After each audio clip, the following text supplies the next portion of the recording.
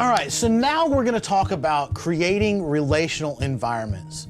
And what a relational environment is any space, any place, any opportunity that you have to build relationships where people can talk and get to know one another. And this is one of the most crucial parts of engaging with your community. This is where you find those gospel opportunities. Yeah, and so I want you to kind of like think about it in two buckets. You've got your incarnational environments and you have your attractional environments. And I know that sounds super technical, but think incarnational environments are places you go to. Think John chapter 1, think Jesus, infleshing himself and coming into the world. He came to a place that he created, right? He was in flesh in that spot. And so when you think incarnational environments, think of the places that you are going. They're not places that you've set up. You didn't build the coffee house that you're going to create relationships in. You're just showing up to that place.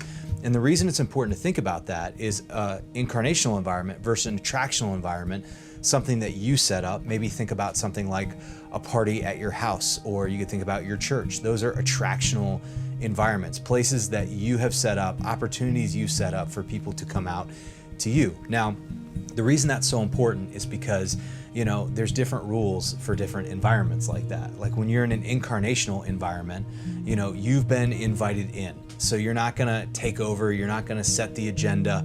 You're definitely following the process and the path people have. You have to honor the ground rules that are already set. So like at work, there are certain guidelines, and at different workplaces, there are different ways that you can engage. So you might be at a workplace where it's not acceptable to talk about faith, but you can invite somebody. That's a place where you just live out your faith and build relationships with people where you do maybe a more attractional thing that you invite them to.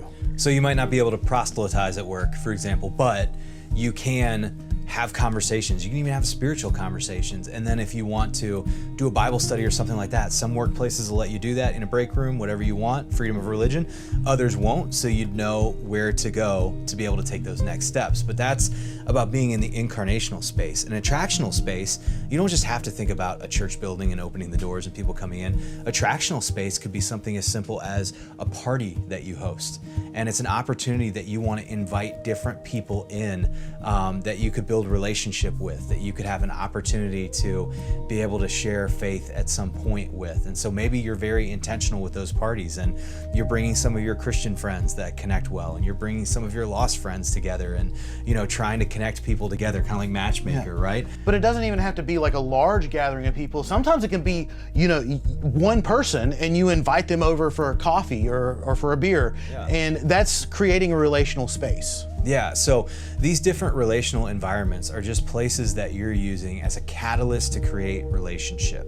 And so just recognize your environment you're in, realize there's parameters around that environment, and kind of like you could think about it as almost like, even if they're not written down, the unwritten contract of the environment, right? So if you show up to a coffee house, there's certain contractual things people think about when you show up to a coffee house. It might not be written down, but it's something just people understand. And so as you think about these relational spaces, think of spaces that you can go to, spaces that are in your natural rhythm, and then also think about spaces you could create, like the dinner party or the party or an event that you're doing for something like a cornhole tournament or a run. It can be as big or as small as you want it to be, but when you think about those two buckets, it can really help you start thinking through relational spaces.